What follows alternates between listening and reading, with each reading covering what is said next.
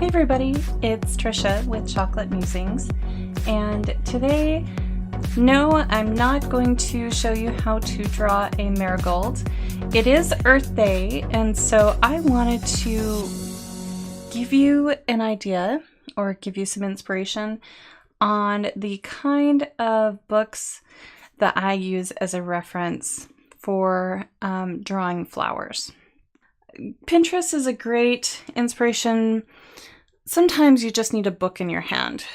So these obviously very different styles, but drawing flowers doesn't mean that you have to use one style or another.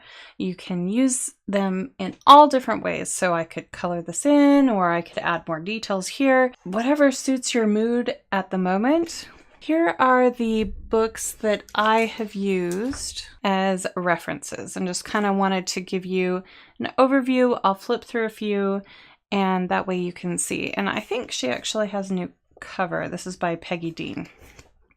So we've got some botanical line drawings, and she does give step-by-step instructions, which is very nice.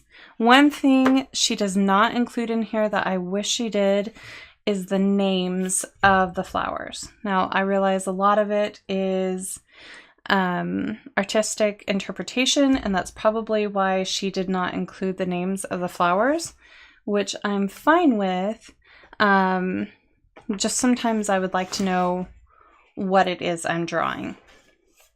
So there is one option. The next one is how to draw modern florals. And this one takes a similar approach where she gives you several different step-by-step instructions. She also gives more information. I think I actually did this one. So this was my outcome from her dahlia. And totally different artistic interpretation. I love how she walks me step by step.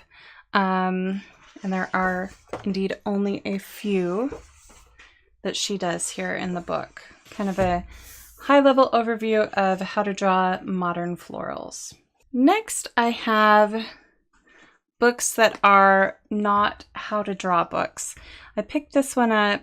I saw it at a couple of different bookstores, and I finally picked it up on Amazon.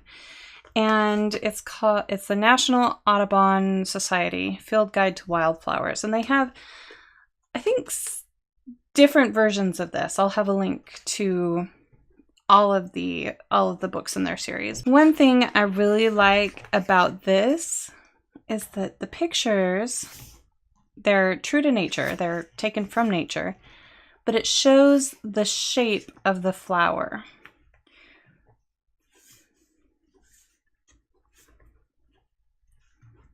And so this one, this one they're showing that they've got lots of petals.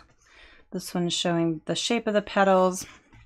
And then in the back here, several of them, not all of them, they have line drawings, which is really useful.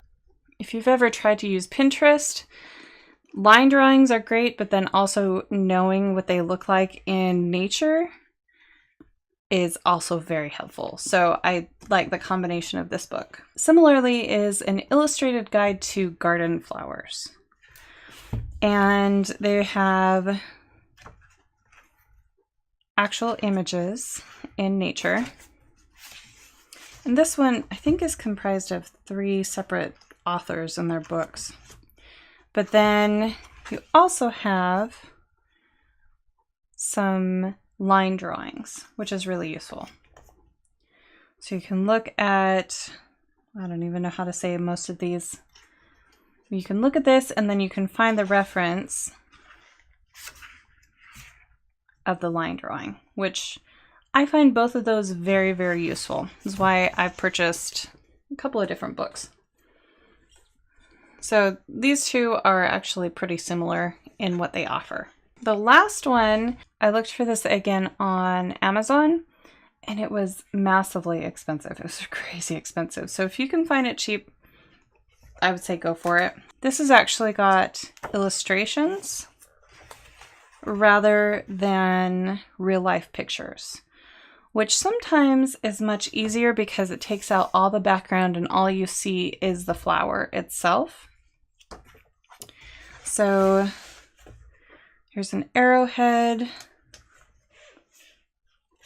and it gives you maybe a couple of different ways the flowers can develop, bud, and then just barely opening, you know, so kind of breaks it down for you.